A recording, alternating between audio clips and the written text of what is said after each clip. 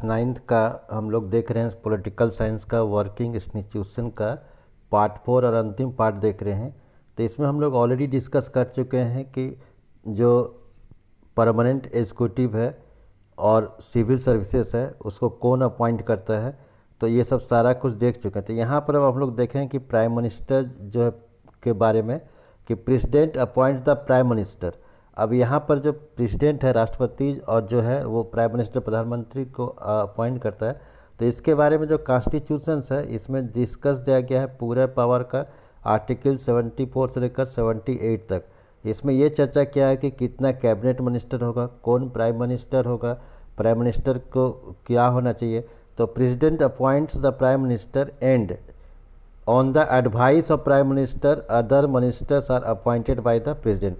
अब prime minister कौन होता है? तो प्राइम मिनिस्टर होता है जिसको मतलब कि लोकसभा में सबसे ज़्यादा जो लोकसभा का सदस्य होता है, मेंबर ऑफ पार्लियामेंट जो होता है, मेंबर ऑफ पार्लियामेंट जो लोकसभा में है उसके जो सबसे जितने ज़्यादा मेंबर बने जो 545 है तो उसका 50% बाई 2 + 1 यानी इसको डिवाइड करिएगा देखिएगा 2 आता है यानी 273 जो है कम से कम 273 मेंबर्स जो है वो किसी एक व्यक्ति को सपोर्ट करे कि वो प्राइम मिनिस्टर होगा। जैसा अभी नरेंद्र मोदी जी हैं तो वो उसको 300+ उनको सपोर्ट में है, उनके जो बीजेपी है उनको देता है, वो बने उनके अनुसार वो प्राइम मिनिस्टर बने। और प्राइम मिनिस्टर एडवाइस करता है प्रेसिडेंट को कि कौन कौन मिनिस्टर होगा। अब मिनिस्टर क्या होगा? तो मिनिस्टर को चाहिए कि वो मेंबर ऑफ पार्लियामेंट का सदस्य हो, किसी भी, चाहे लोकसभा का या राज्यसभा का। लेकिन अगर वो मेंबर ऑफ पार्लियामेंट नहीं है तो उसको कम से कम क्या करना चाहिए? A person who is not the member of parliament can become the minister but he has get elected or to one of the house within 6 month. कि वन ऑफ द हाउस मतलब किसी भी एक house का, चाहे लोकसभा का या राज्यसभा का, उसको 6 महीने के अंदर सदस्य बन जाना चाहिए। जैसे अभी हम लोग के विदेश मंत्री हैं, फॉरेन मिनिस्टर हैं जयशंकर। तो यहाँ पर जयशंकर थे जब मिनिस्टर बने थे, ये नरेंद्र मोदी उनको मंत्री बनाया, विदेश मंत्री बनाए। तो वो किसी भी सदस्य के सदस्य नहीं थे, किसी भी सदस्य के मेंबर नहीं थे पार्लियामेंट के, चाहे लोकसभा या राज्यसभा के। या हरदीप पुरी जी या फिर जो हम लोग के जो ये क्या कहते हैं राजीव गांधी थे तो वो भी किसी सदन के सदस्य नहीं थे, वो प्राइम मिनिस्टर बन गए थे। या जो डॉक्टर मनमोहन सिंह 91 में जब वो फाइनेंस मिनिस्टर बने थे तो किसी भी सदन के सदस्य नहीं थे। तो उनको 6 महीने के अंदर सदस्य बनना होता है। तो अब कितना मिनिस्टर था इसका हम जैसे ही बोले कि आर्टिकल 75 में ये बताया गया है कि नंबर्स ऑफ जो माने कि मिनिस्टर्स कितना होंगे। तो 3 तरह के मिनिस्टर्स होते हैं। एक होता है कैबिनेट मिनिस्टर, दूसरा होता है मिनिस्टर ऑफ स्टेट या इंडिपेंडेंट चार्ज। तो कैबिनेट मिनिस्टर अगर आप देखेंगे एक फाइनेंस मिनिस्टर बता रहे हैं तो who is the finance minister? तो निश्चित है कि फाइनेंस मिनिस्टर निर्मला सीतारमण है। फिर उसी समय से फाइनेंस मिनिस्टर के नीचे अगर एक ये मिनिस्टर हो गए, फाइनेंस मिनिस्टर हो गए, तो उसके नीचे एक होता है उनको सहायता का हेल्प करने के लिए मिनिस्टर ऑफ स्टेट्स। तो हो सकता है एक मिनिस्टर ऑफ स्टेट्स हो या 2 मिनिस्टर ऑफ स्टेट्स हो या 3 हो सकता है, लेकिन एक से ज़्यादा भी हो सकता है या एक भी रह सकता है। तो जैसा भी फाइनेंस मिनिस्टर निर्मला सीतारमण है तो अगर फाइनेंस मिनिस्टर ऑफ स्टेट कौन है? तो अनुराग ठाकुर। और बहुत सारे ऐसे मिनिस्टर्स होते हैं जो कि उनके ऊपर माने कि फाइनेंस मिनिस्टर कैबिनेट मिनिस्टर नहीं होता उस डिपार्टमेंट का, उनको इंडिपेंडेंट चार्ज मिला रहता है। तो यानी देख रहे हैं कि 2 तरह का मिनिस्टर हो गया, एक कैबिनेट मिनिस्टर और एक देख रहे हैं कि minister of state and independent charge. और एक होता है मिनिस्टर ऑफ स्टेट्स कि वो मतलब कि जो जैसे बताया अनुराग ठाकुर के जो हैं। तो ये 3 तरह का हो गया। फिर है काउंसिल ऑफ मिनिस्टर। तो काउंसिल ऑफ मिनिस्टर में कौन कौन रह सकता है? तो जैसे अभी हम लोग चर्चा किए कि the council of minister is the official name of the body that include all minister. कि सारे मिनिस्टर को मिला दें, चाहे वो कैबिनेट मिनिस्टर हो, मिनिस्टर ऑफ स्टेट हो विद इंडिपेंडेंट चार्ज हो या मिनिस्टर ऑफ स्टेट हो, सबको मिला दो तो उसको काउंसिल ऑफ मिनिस्टर कहते हैं। तो इसी का cabinet minister about 20 top level minister who are in the charge of the major minister. कि हर डिपार्टमेंट का जो 20 है वो उसमें कैबिनेट मिनिस्टर होता है, minister of state with independent charge. और जिसको वहाँ पर अगर किसी मंत्रालय में कैबिनेट मिनिस्टर नहीं है लेकिन उसको कैबिनेट का दर्जा नहीं है लेकिन वो इंडिपेंडेंट चार्ज है कि वो पूरा फ्रीली काम कर सकते हैं। फिर मिनिस्टर ऑफ स्टेट हो गया कि उसको शायद they are attract and to require to the assist cabinet minister. कि जैसे इसको ज़रूरत है जो कैबिनेट मिनिस्टर को सहायता करने के लिए, जैसे फाइनेंस मिनिस्टर मतलब है निर्मला सीतारमण और मिनिस्टर ऑफ स्टेट हो गया उनको सहायता करने के लिए अनुराग ठाकुर हो गए, या होम मिनिस्टर हो गए कि अमित शाह हैं उनको जो सहायता करने के लिए 2 मिनिस्टर ऑफ स्टेट्स हैं, एक नित्यानंद राय हैं और दूसरा आपको लिखना है इसे कमेंट बॉक्स में कौन है। फिर the parliamentary democracy is often called the cabinet form of government. अब पार्लियामेंट्री डेमोक्रेसी जो है हम लोग का जो लोकतंत्र जो संसदीय लोकतंत्र है वो है कि कैबिनेट फॉर्म ऑफ गवर्नमेंट के किस तरह के कैबिनेट होना चाहिए वो देता है, क्योंकि सारा डिसीजन कैबिनेट ही लेता है।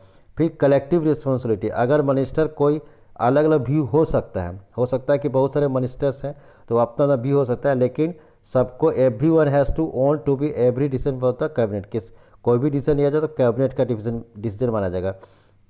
फिर while the prime minister is the head of the government, कि प्राइम मिनिस्टर को हेड ऑफ द गवर्नमेंट कहते हैं और प्रेसिडेंट को हेड ऑफ द स्टेट। अब है कि फंक्शंस, ये powers and functions of the prime minister का क्या क्या पावर, ये बहुत इंपॉर्टेंट है।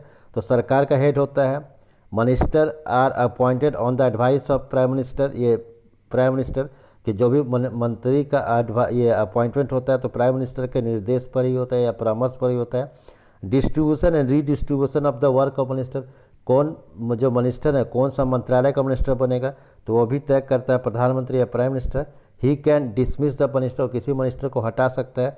ही चेयर कैबिनेट मीटिंग, और जो भी कैबिनेट मीटिंग होता है जितने भी मिनिस्टर का उसका अध्यक्षता करता है, चेयर्स करता है। He coordinate the work of the different department, वो सारा डिपार्टमेंट का वर्क का सहायता करता है या उसको जानता है क्या हो रहा है क्या नहीं, उसके बारे में जानकारी लेता है। और वो लीडर ऑफ द हाउस, और उस हाउस का लीडर होता है। अब प्राइम मिनिस्ट्रियली फॉर्म ऑफ गवर्नमेंट, जैसे if cabinet is most powerful institution with the cabinet, कि कैबिनेट सबसे ज़्यादा है तो it is the prime minister who is the most powerful, तो सबसे ज़्यादा पावरफुल कौन है, प्राइम मिनिस्टर पावरफुल है कि वो सारा चीज़ को कमांड करता है, यूज करता है। फिर इलेक्शन ऑफ प्रेसिडेंट, जो राष्ट्रपति होता है जो कि पार्लियामेंट देख रहे हैं तो उसका चुनाव कौन करता है, कौन इलेक्शन करता है, तो the president is not directly elected. जैसे प्राइम मिनिस्टर का इलेक्शन होता है वो मेंबर ऑफ पार्लियामेंट रहता है, चुन के आता है, लेकिन अगर वो मतलब कि इलेक्टेड प्रेसिडेंट को डायरेक्ट इलेक्शन नहीं होता है, उसको इनडायरेक्टली जो हम लोग चुन के भेजते हैं मेंबर ऑफ पार्लियामेंट, चाहे लोकसभा हो, राज्यसभा हो या एमएलए हो या एमएलसी हो, वो सब उसको वोट करता है। अब है कि पावर ऑफ द प्रेसिडेंट का क्या पावर्स है, तो all major appointments are made in the name of the president, कि जितना भी अपॉइंटमेंट होता है चाहे chief justice of supreme court का हो या फिर अटॉर्नी जनरल ये सब हो या फिर कैबिनेट मंत्री हो, कैबिनेट मिनिस्टर हो, सारा जो ये अपॉइंट होता है वो प्रेसिडेंट करता है, भले वो एडवाइस लेके करता है। President appoint the prime minister, किसको अपॉइंट करता है, प्राइम मिनिस्टर को, other minister on the advice of prime minister. और हम लोग देख रहे हैं power and function of president of India. फिर उसका ऑल इंटरनेशनल ट्रीटी, जितना भी अंतर्राष्ट्रीय संधि होता है और एग्रीमेंट होता है, are made in the name of the president, कि वो जो भी होता है तो प्रेसिडेंट के नाम पर ही होता है।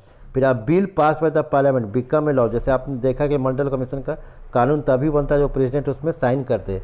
फिर all laws and major policy decision of the government are issue in the name of the president, कि जितना भी कानून या नीति बनता है ये प्रेसिडेंट के, राष्ट्रपति के नाम पर ही बनता है। यानी president is the supreme of the commander of defence force of the India, कि जितने भी फोर्स है आर्मी या नेवी या एयरफोर्स, उसके वो हेड जो होते हैं वो होते हैं मतलब कि आपको प्रेसिडेंट होते हैं। मंडल कमीशन मैंने वीडियो का पार्ट 1 भी बता दिया क्या था, कि the government of India had appointment second backward class commission 1979 के एक कमीशन बैठाया था सेकंड क्लास में 1979, और उसका जो अध्यक्ष था बीपी मंडल कर रहे थे। फिर it was asked to determine, उसको क्या कहा गया था कि क्राइटेरिया पहचानना कि कौन कौन सोशल और एजुकेशनली बैकवर्ड है और उसके सुधार के लिए क्या क्या काम करना चाहिए। तो one of the main recommendation of the commission 27% of government job are reserved for the socially and educationally backward classes, कि 27% जो रिजर्वेशन होना चाहिए, किसको रिजर्वेशन होना चाहिए थे, social and educationally backward classes को। फिर एक जो तीसरा स्तंभ है वो जुडिशरी, अगर कोई भी विवाद होता है तो निपटाता है जुडिशरी, निपटाता है, चाहे सुप्रीम कोर्ट हो। तो Indian judiciary consist of supreme court for the entire nation, पूरे देश के लिए सुप्रीम कोर्ट होता है, स्टेट के लिए हाई कोर्ट होता है जिसको उच्च न्यायालय कहते हैं, और डिस्ट्रिक्ट और सबऑर्डिनेट कोर्ट होता है लोकल लेवल में। इंटीग्रेटेड जुडिशरी, कि India has an integrated judiciary, it means कि इसका मतलब क्या होगा कि supreme court controls the judiciary administration in the country, कि पूरे देश में सुप्रीम कोर्ट जो है वो एडमिनिस्ट्रेशन संभालता है जुडिशरी एडमिनिस्ट्रेशन का। फिर the decision are binding on the other court of the country, चाहे दूसरे का भी उसको जो अंतिम निर्णय है वो सुप्रीम कोर्ट लेता है। Judicially review, supreme court of India and high court can determine the constitutionally validity in the legislation of action of executive country, कि कोई भी एक्शन लिया गया चाहे इंडियन गवर्नमेंट में स्टेट गवर्नमेंट में, तो सही है कि नहीं संवैधानिक रूप से, उसको भी वो जांच करता है, जुडिशली रिव्यू उसको कहते हैं। फिर PIL, कोई भी आदमी जाके एक केस कर सकता है कि ये डिसीजन गलत है, तो उसको कहते हैं पब्लिक इंटरेस्ट लिटिगेशन।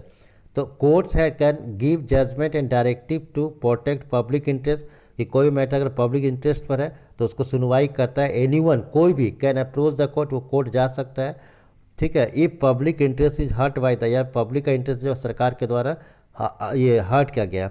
फिर इंडिपेंडेंस ऑफ जुडिशरी, जो इंडिपेंडेंस ऑफ जुडिशरी माने न्यायालय जो है पूरा स्वतंत्र है। जैसे an independent and powerful judiciary is considered essential for the democracy independence, ये बहुत ज़रूरी है। जैसे जजेस जो होता है सुप्रीम कोर्ट का या हाई कोर्ट का, वो अपॉइंटमेंट करता है प्रेसिडेंट, भले वो प्राइम मिनिस्टर के एडवाइस पे करता है, या कंसलेशन करता है chief justice of supreme court का लेता है। यानी इन प्रैक्टिस जो है सीनियर जज जो होता है वही, लेकिन देखा गया है अभी तक कौन अपॉइंट होता है, तो जो सीनियर जज होता है सुप्रीम कोर्ट का, उसको न्यू सुप्रीम कोर्ट का जज बनाया जाता है या हाई कोर्ट का। अ जज can be removed only by an impeachment, कि जो महाभियोग लगा कर ही जज का जो कोई जज को हटाया जा सकता है। सैलरी और अलाउंस जो जज है can not be decrease extend during the emergency, emergency में उसका सैलरी घटाया बढ़ाया नहीं जा सकता है। तो यहाँ पर दिया हुआ है इसको, उसके बाद हम लोग जो नेक्स्ट वीडियो मिलेंगे इसको क्वेश्चन आंसर को मिलेंगे।